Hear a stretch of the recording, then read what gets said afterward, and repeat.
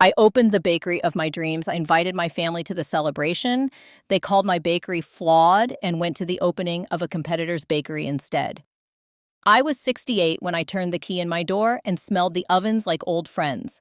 The sign above the glass was modest, May's Hearth, but the smell was anything but. It had risen up the street before me, warm rye bread, orange zest, butter, and sugar, that same aroma that makes even the most hurried people slow down. I ironed my apron and dusted my palms. I'd saved for half my life, dreaming that one day I would be able to open this place. I invited my family to the ribbon cutting because I wanted to see them that day. I tied the ribbon myself, red against the frosted glass window, and placed a photo of my husband on the table, the one where he holds a wooden spoon like a conductor's baton. "For good luck," I said to the photograph. When the bell above the door rang, I looked up to see my son's shoulders and my daughter's laughter. Instead, my sister entered first, her gaze as sharp as a paring knife. "That's nice," she said, as if the word held a splinter. My daughter glanced around too quickly, the way people inspect a house they're not planning to buy. "Mom, that's just like you," she added, which in our family means not enough. I tried to keep my voice even. "The coffee's ready. The rolls will be out in 2 minutes." My son picked up a rye loaf, pressed his thumb into the crust, and set it on the table. "The lighting is terrible," he said. "And why is your logo hand-drawn? You should hire someone. It looks shoddy." A couple of neighbors snuck in after them and bought 2 morning rolls and a queen of man. They smiled with their eyes. My children didn't notice. They were looking at their watches. "We can't stay," my daughter said, already heading for the door. "We promised to stop by the copper rolling pin." "They're opening today, too." I knew it was today. He chose my day. "Isn't this the place on Grant?" I asked. My sister-in-law tucked a strand of hair behind her ear, revealing a lapel pin with a copper pin. "He has influencers," she said, "and a PR agency."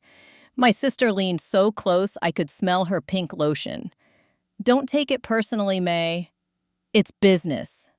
"Besides," she whispered, "everyone says their croissants are amazing." My hands remembered their work. I baked a lemon tart for the elderly man who came by with his spaniel and tucked the almond braid into a paper envelope. The smile remained. When my son kissed my cheek, his lips were cool. "We'll bring people back, okay? But we promised. Understand? Understand?" How many promises I'd made them. Birthday cakes after night shifts, casseroles that brought relief, tuition checks that drained my savings. How could my own children pass by what I'd built as if it were some strange mistake? The bell rang again, and they were gone, all 4 of them, their brass pins winking as the door closed. I stood alone in silence before the next onslaught, listening to the steady breathing of the ovens. I glanced at my husband's photo. "He uses my recipes," I said quietly. These words didn't frighten me, but rather reassured me. The owner of the copper rolling pin once asked to come into my kitchen, flattered me, and watched as my hands, as if in secret, folded the butter into dough. He remembered more than just the technique. He remembered my life. A young woman with a notepad approached the counter. "I write a column about local food," she said sheepishly. "May I ask why you opened across the street?" "Well, because fire needs a hearth," I replied, smiling. "And I've never been afraid of heat." I cut the ribbon, handed the first slice of lemon pie to the woman with the notepad, and served the next 3 customers with the same steady hands I'd used to fasten my husband's cuffs the day he started chemotherapy. I didn't reveal what I knew or what I planned to do with it. I simply opened the book under the counter and wrote down the date. Some recipes start with flour, mine start with patience. Revenge is best born when the room is warm and quiet, when you measure twice, fold carefully, and never rush to prove it. The first week taught me how thin the walls of a dream can be. Every time my bell chimed, theirs answered louder. My morning crowd came in twos and threes, their line curled around the block like ribbon on a grander gift. My daughter posted pictures from their opening, captions full of words like curated and chef-driven and brand identity. And in the background of one video, I saw the lamination table I once sold to keep up with a hospital bill. Their baker stood where I had stood in a borrowed kitchen at midnight, rolling butter into paper-thin sheets and folding them into dough until the layers counted like rings in a tree. He smiled like he'd invented gravity. On their menu, a lemon tart winked, its glaze the exact shade of mine, the zest flecks scattered like freckles. Their morning buns had my hint of cardamom, which no one in this town used until I did. The betrayal arrived in small, domestic packages. The produce vendor who had promised me oranges like sunlight began missing deliveries, but the copper rolling pins window groaned under the weight of perfect wedges. My flour order came short by 2 sacks. The next morning, a photo of their flour dust moment trended online. Someone filed a complaint about my signage being too handmade, and the city inspector asked if I'd considered a more professional aesthetic. He handed me the card of a design firm owned by the cousin of the copper rolling pins PR manager, as if the world were a series of tidy, interlocking favors. The night after that, a warm wind knocked against the front door and carried in a boy with skinned knees, his mother, and an apology. "He pulled on the display," she said. "I'm so sorry. We'll pay for the broken jar." The jar wasn't broken. The boy was. He wanted the cinnamon twist, and his mother didn't have enough. I sliced it in half and wrapped the bigger half for him, then wrote down her name and told her to come back on Tuesday when I make the oat bread her grandmother might have baked, the one with the pearled sugar crust. When they left, I stood under the chalkboard menu and breathed. "We are not a brand," I told the empty room. "We are a hearth." I keep my old glass jar on the back of the prep table, the one with the rubber ring and the metal bail. Inside lives Eve, my starter, the quiet creature I began 32 years ago with flour, water, a spoon of apple peel, and a pinch of patience. Every starter is a time capsule. If you tend it, it remembers. Eve remembers a rent-controlled apartment with thin walls and possibility. She remembers my husband's laugh before the diagnosis. She remembers the first time my son pushed a chair to the counter and dusted his nose with flour like a clown, the day my daughter wore a colander as a hat, the night I couldn't sleep for counting bills.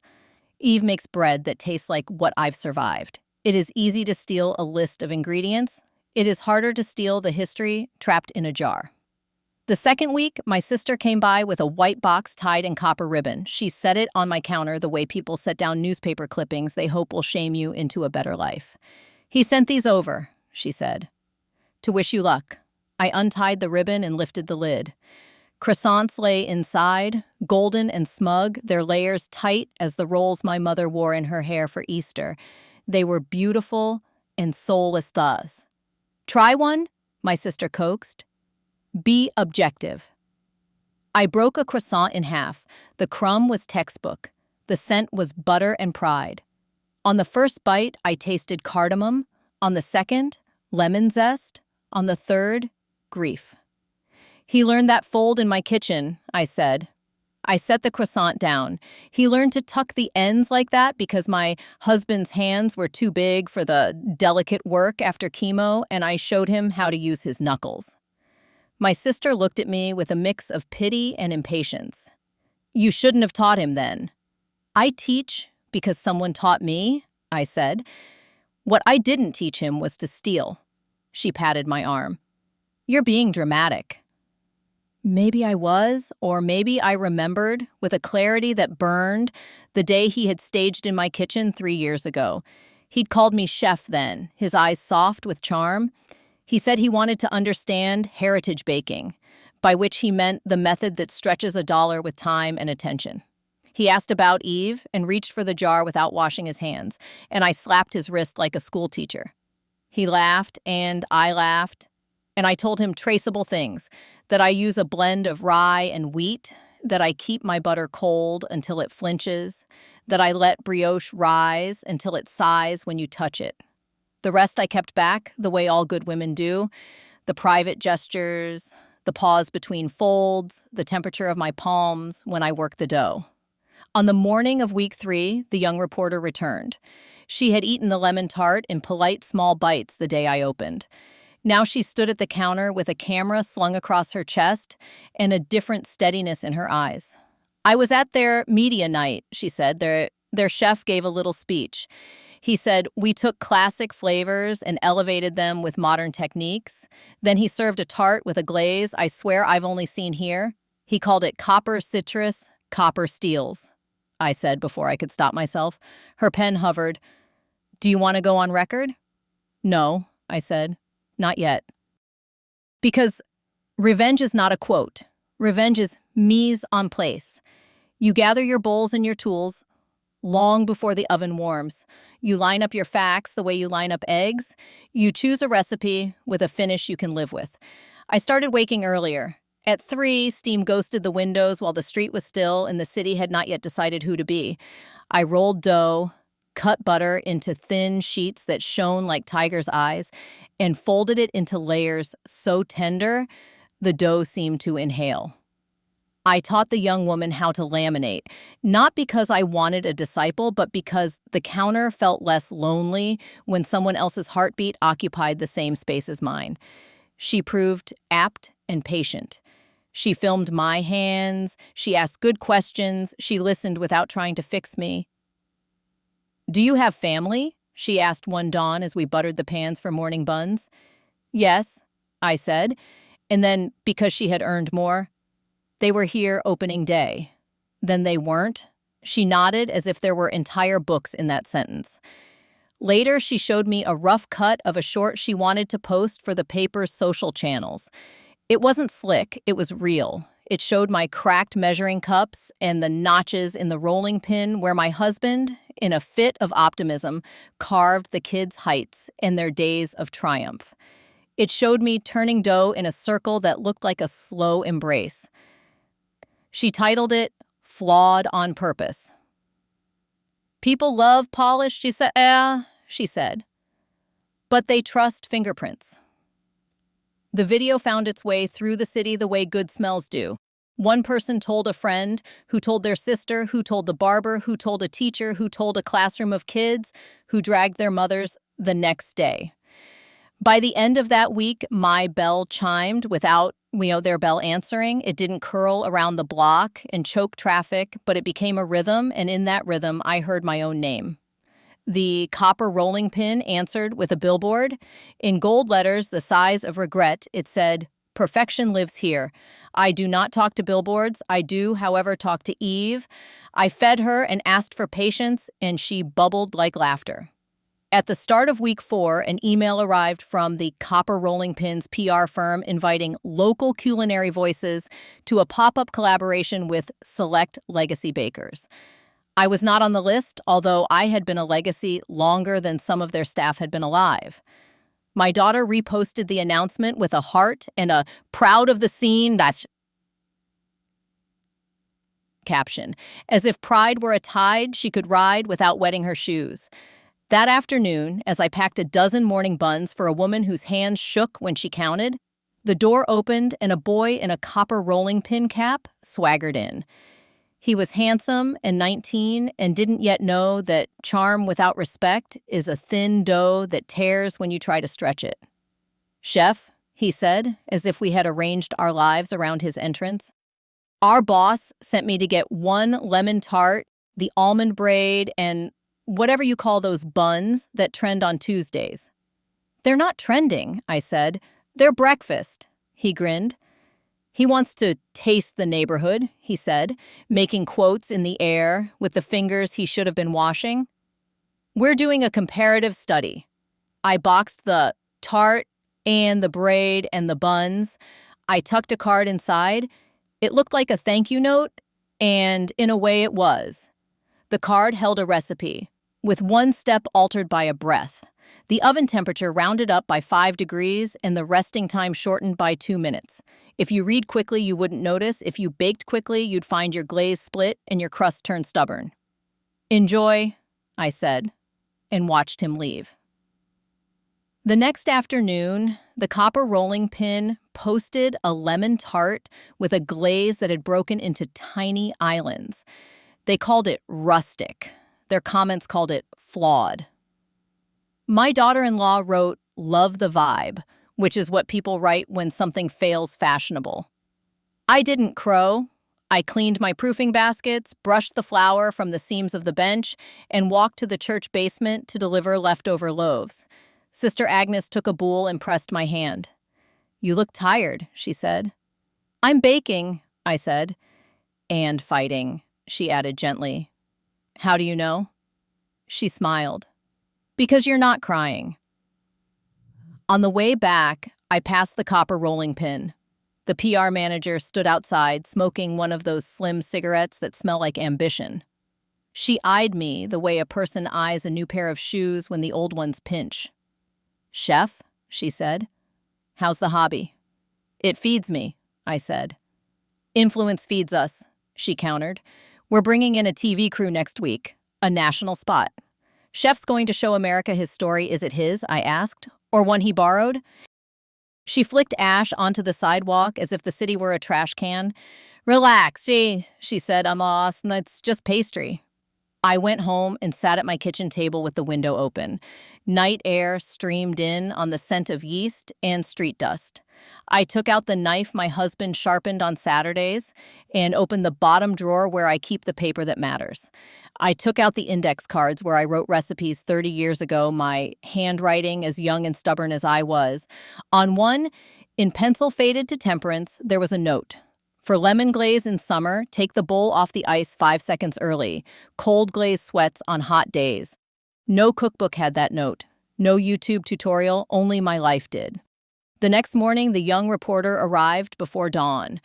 "I can't stop thinking about the way he folds his ends," she said, and then blushed because she heard what she said. "I watched the footage from his demo. He tucks the last inch under just like you do." I slowed it down, frame by frame. "Habits are fingerprints," I said. She lifted her camera. "Can I show yours? The real ones?" I nodded and we filmed. We filmed my hands, my knuckles, the way I rest. Just a second after the third fold, because long ago my daughter cried, and I learned to pause for other people's needs. We filmed Eve bubbling like an old friend humming to herself. We filmed the index cards and the note about summer glaze, and we filmed something else. The copper pin my daughter had left on my counter by accident after washing her hands in my bathroom and not putting things back where she found them. I held up the pin like evidence, then set it down and took a breath. "Don't use that," I said. "Not yet." "Okay," she said, and the word was a promise, not a delay. 2 days before the copper rolling pin's TV spot, my bell chimed and my son walked in alone. "Hey, Mom," he said, using the voice that had once asked for more milk and later asked for bail, then for a second chance, then for a third. "You're early," I said, which is another way of saying, "Where were you when it mattered?" He rubbed the back of his neck. "Can we not fight?" he asked. "I just came to talk." "Talk," I said, and kept my hands moving because it calms me to see order where there is none. He told me what I already knew, which is that the copper rolling pin had offered him a consulting role for operations. He told me it wasn't personal, which is what people say when they want a clean conscience without the work. He told me he believed in me, which is the kind of belief that costs nothing and buys applause. Then he told me something I didn't know. He had introduced their chef to my daughter-in-law's friend, the PR manager, who had introduced him to an investor who had once hit on me at a food festival when my husband was too tired to stand. "You connected them," I said. He shrugged. "It's a small world." I put down the bench scraper so I wouldn't cut something besides dough. "Did you give him my recipe cards?" I asked, because suddenly it fit. How exactly he knew the angle of my cuts and the sheen of my glaze? "No," he said quickly, too quickly. "Of course not." "Did you?" I asked again. And there, in my own kitchen, with the smell of warm bread forgiving him before I could, my son looked at the floor and said, "I might have shown him a picture or two when we were drinking, just to show where I came from, How could my own child do this to me? I whispered. The question wasn't rhetorical anymore. It sat between us like a loaf that failed to rise. He reached for me. I stepped back. I didn't think it mattered, he said. It's just food. It's my life, I said, which I fed to you.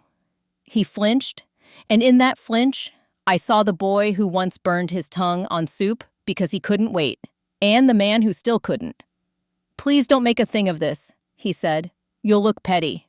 After he left, I wiped the counter with more force than necessary. The reporter, who had kept politely out of sight, emerged from the kitchen's shadow like a cat who hears when the house breathes. I'm sorry, she said. I'm not petty, I said. I am precise. The next morning brought the second hook, the one that tightened the story until it sang. A girl of about 10, hair in 2 braids like my daughter used to wear, came in holding a pastry box with copper ribbon. Her grandmother was with her, breathless from the short walk in the longer past. We bought this from across the street, the grandmother said. But when we got home, this fell out. She held up a note card, creased and greasy, at the corner. My handwriting stared back at me from 30 years ago. The almond braid, with the impatient loop on the B that my husband used to tease me about. On the margin, in pencil, was a smudge where the dough once stuck to my fingers, and I wiped my hands without thinking. Where did you find it? I asked, my voice not my own. In the bottom of their box, the girl said. A bunch of people were taking pictures, and it was crowded, and we were excited, and then this was just there. I took the card like a person takes a baby or a bomb. I looked at the smudge. I could feel the exact morning I made that smear. I could smell the rain that day, the way the window fogged, my husband whistling a tune from a movie we once loved. Keep the pastry, I said. And would you like a box of something from me as well? They left with a bag heavier than they expected. I locked the door and flipped the sign to closed. Then I called the PR manager opposite me and asked, in a voice I once used on doctors who didn't meet my eye, if she had time to discuss an error. She laughed. We're busy, she said, unless you want to come on camera tomorrow and congratulate us. I won't congratulate a thief, I said. Tell your chef to check his boxes before he sends them out. Or what? She asked lightly. Or I'll teach him what a woman does when someone steals from her kitchen, I said, and hung up, because I have finally learned that not all conversations deserve my breath. What does a woman do? She bakes and she plans. I called my flour supplier and asked him not for a favor, but for an invoice. I had paid on time every month for 3 decades. I had a ledger the length of a life. He sent me records without asking why, and I marked the dates. The copper rolling pins, flour shipments spiked after nights my son drank with their chef. I clipped the ads where they used the word heritage for items I had made when I couldn't afford fancy names.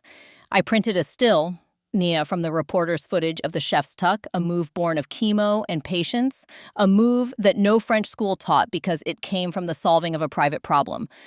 I slipped the smudged index card into a plastic sleeve and slid it into my apron pocket, where I could feel it against my heart as if it were a holy metal. I did not call a lawyer, not then. I called the pastor whose wife organizes the city's charity bake sale, a televised affair that people watch as if sugar were salvation. I don't want a fight, I told him. I want a table. You'll have it, he said, but you'll be next to the copper rolling pin. TV loves a rivalry. Good, I said. Then they'll also love the truth. The day of the bake sale dawned mean and bright. The church lawn shone with tents like battlefield flags. Cameras darted, mic'd hosts practiced puns about sweet victories. The copper rolling pin arrived with a team and a fog machine that puffed like a dragon with asthma. Their chef waved. He wore whites that looked like they had never met a stain. My apron looked like a life. I tied it tighter and set out my almond braids, my morning buns, my lemon tarts that did not sweat in the sun because I took the bowl off the ice 5 seconds early. The reporter filmed. She did it quietly, like respect.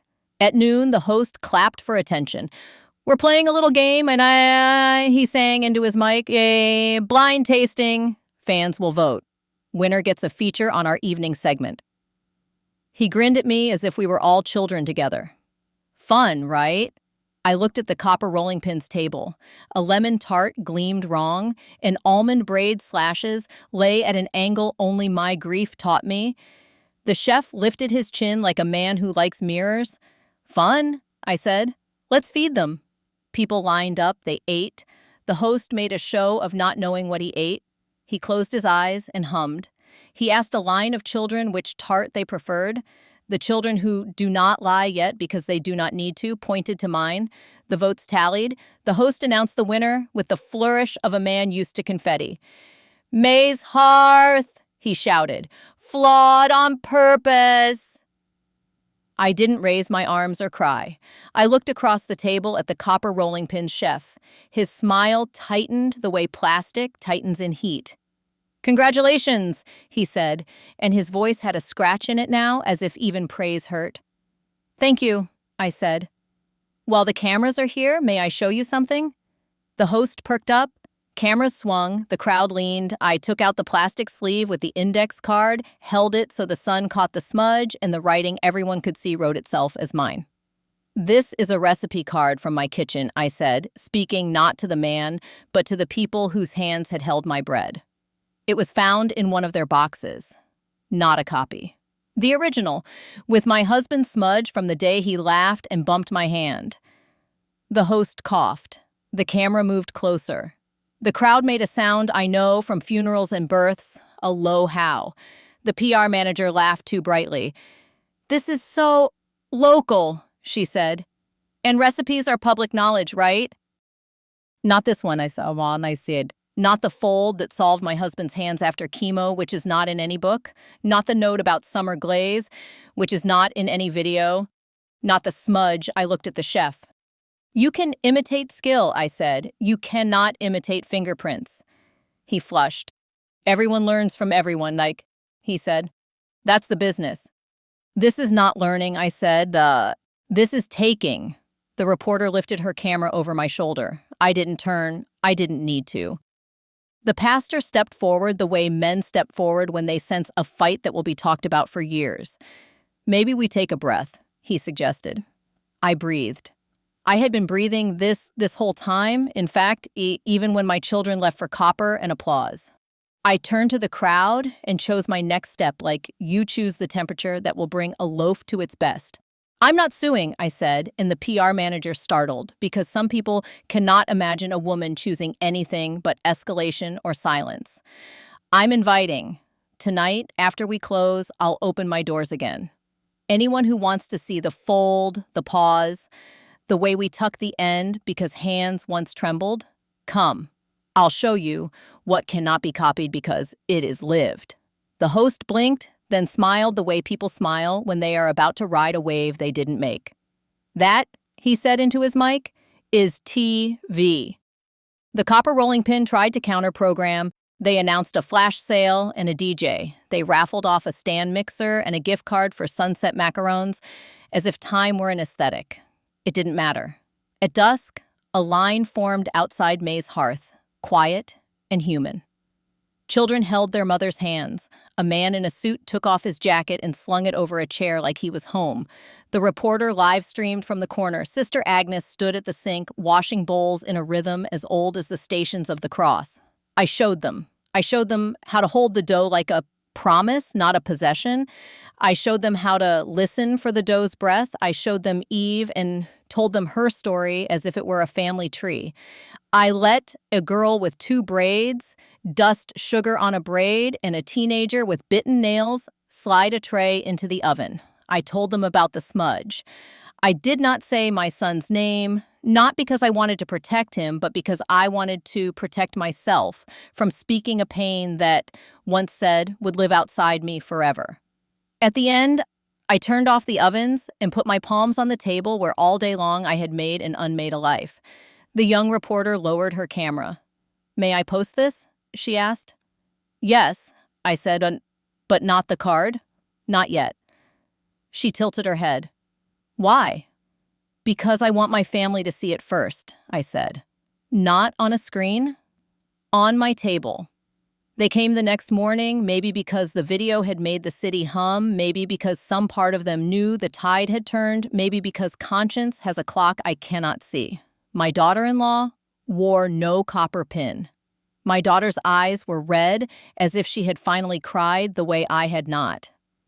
"I didn't know he took the card," my daughter said, her voice small, the way you speak in a museum where every object holds a ghost.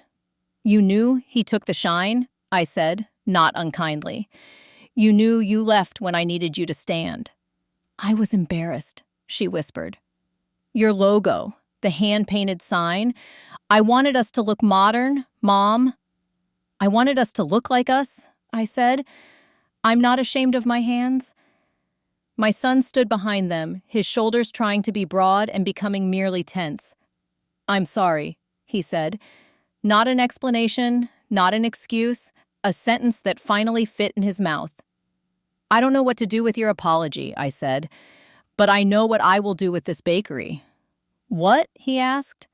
"I will feed," I said. That is my revenge." He cried then, a quick, shocked sound, as if he had bitten into something too hot. He reached for the card in its sleeve. I did not hand it to him. I set it on the shelf above the register, where everyone could see it and no one could touch without asking. The copper rolling pin stumbled, their TV spot aired, but the comments belonged to the city, and the city had seen more than edits intended. The reporter posted the long cut, my hands, the fold, the pause. People shared it, not because it was scandal, but because it felt like home. Their influencer brunch had empty seats. Their fog machine broke and coughed smoke into the room until the fire alarm summoned everyone to the sidewalk to blink in daylight at themselves. Their chef posted a Notes app apology with the cadence of a press release. "We were inspired by legacy flavors," he wrote, "and may have failed to properly credit sources." He did not say my name. He did not say smudge. I did not respond. I made bread. The pastor's wife organized a community bake-off for the shelter, the kind without cameras. The copper rolling pin pledged money. I pledged bread. We both delivered. The shelter director pulled me aside and said more families were coming because their city had become crueler in quiet ways. I added an extra batch to the night bakes and asked the teenager with the bitten nails if she wanted a job. She did. She showed up early and kept showing up. People who show up are a recipe. I replaced the hand-drawn logo with a painted version that still looked like the curve of my handwriting. I changed nothing else. The billboard across town still shouted about perfection. Underneath it, someone had sprayed a neat looping word in chalk that washes away with rain. Home. On a Wednesday, the reporter brought me a printed page from the paper. I wrote it clean, she said. No adjectives I didn't earn. The headline read, "Flawed on purpose wins on purpose." I taped it to the wall beside my husband's photograph. I never did sue. Lawyers called me, gentle voices smelling opportunity. I said thank you and kept my hands on the work. The copper rolling pins investor called my landlady. He offered double my rent for my space. My landlady called me in tears, ashamed she'd even taken the call. "How long have I been here?" I asked. "Long enough to make the hallway smell like cinnamon," she said, and refused him. Sometimes justice is a woman in orthopedic shoes saying no. I did see him one more time, the chef, the boy who thought heritage meant harvest. He came in late, hat in hand, the way the guilty come when days stretch long and apologies dry on the tongue. "I lost staff," he said, not a greeting. "People quit. They said I'd taken too much, then give," I said. He looked at the jars on my shelf, at the smudge card he could not unsee. "Will you teach me?" he asked. And there it was, the only question that has ever mattered in any kitchen since fire was struck and someone held out a hand. "May I learn?" "No," I said. He flinched. "But I will let you watch," I added. "And you will donate your TV fee to the shelter every month for a year, and you will speak my name when you make what I showed you, and you will write your own card because copying my hand will not give you my home." He nodded slowly, the way a man nods when he understands his hunger better than the appetite that got him in trouble. He volunteered on Thursdays, stood at my table, and watched me pause after the third fold and never reached for Eve without washing his hands. My children learned too. They learned to arrive without pins or PR words. My daughter brought a brush and repainted the window trim the color of morning coffee. My son came before dawn to mop. He never touched the card. He did fix the back door hinge that had sung sour for a year. He asked questions like a man learning to walk on a floor he once thought he owned. On the anniversary of the bake sale, we set out extra chairs. The city came again. The reporter brought a cake with a simple inscription in small script, "Still rising." The pastor's wife cried when I handed her a sack of rolls and told her to take another, because sometimes abundance is the cleanest repentance. People brought their own index cards and pinned them to a corkboard we set up near the register. Recipes for apple cake from a Polish grandmother, for black-eyed peas from a woman whose mother hummed while she shelled beans, for a gluten-free bread a teenager invented for her brother because he missed sandwiches. We called it the smudge board. We asked permission to use their recipes in a community book. We credited every hand. We spelled every name right. A week later, the copper rolling pin took down its billboard. In its place appeared a painted sign with no shimmering gold. Baked here, they posted a picture of their chef scrubbing a pan, no fog machine, no slogans. In the caption, they named me. They named Eve. They named the note about summer glaze and gave the shelter a check the size of a sheet cake. I did not forgive them in a cinematic sweep. Forgiveness rises slowly and sinks if you slam the oven door. I opened the door a little, let out some steam, and left the loaf inside. One afternoon, the girl with 2 braids came back, taller now, cheeks less round. She brought me a card from her grandmother's recipe box, brittle at the corners. "Honey cake," she said. "Great-grandma made it on New Year's." We never knew how to get it not to sink. Do you know? "Don't use cold eggs," I said, "and don't open the oven in the first 20 minutes no matter how curious you get." She smiled. "Will you make it with me?" she asked. "Yes," I said, "but you'll do the work." We stood at the bench, 2 people who are not related except in the only way that matters. We cracked eggs and talked about how hunger changes as you age. I told her what it costs to keep a dream at body temperature. She told me what it feels like to be 10 and want 2 things at once. We slid the pan into the oven and waited without peeking. When the cake rose, we clapped like children. As we ate still warm slices with a little burn on our tongues, my son walked in with a bag of oranges the color of patience. He set them on the counter and looked at me like a man standing in a doorway asking to come in. "Mom," he said, and stopped. Sometimes justice is a pause. "I have work," I said. "Can I help?" he asked. "You can take the bowl off the ice 5 seconds early," I said. He laughed, and I saw in his face the boy with flour on his nose and the man he was trying at last to be. That night, I locked the door and turned the sign to closed. I stood alone in the hush after the ovens cooled, the bakery breathing a quiet like a satisfied animal. I took the smudge card down and held it up to the light. My husband grinned from his picture, the way he always did when bread went right. "We're okay," I told him. "Not perfect." Better I slid the card back into its sleeve, back on the shelf where everyone could see it. I turned off the lights and walked home in air that smelled like cinnamon and city. Behind me, the copper letters across the street no longer glowed. In my window, the painted script of May's hearth reflected the streetlights like a gentle stubbornness. A woman passed me with a paper bag and said goodnight. I said goodnight back and meant it. People ask what revenge tasted like. I tell them it tasted like bread I fed to a room full of people who knew my name. It tasted like the moment a thief had to learn to wash his hands. It tasted like my children standing in my doorway and choosing to stay. And it tasted like lemon glaze on a hot day that did not sweat because I took the bowl off the ice 5 seconds early. Because I lived this. Because I knew. My grandma told me this story. I have many more stories. Subscribe so you don't miss the most interesting things.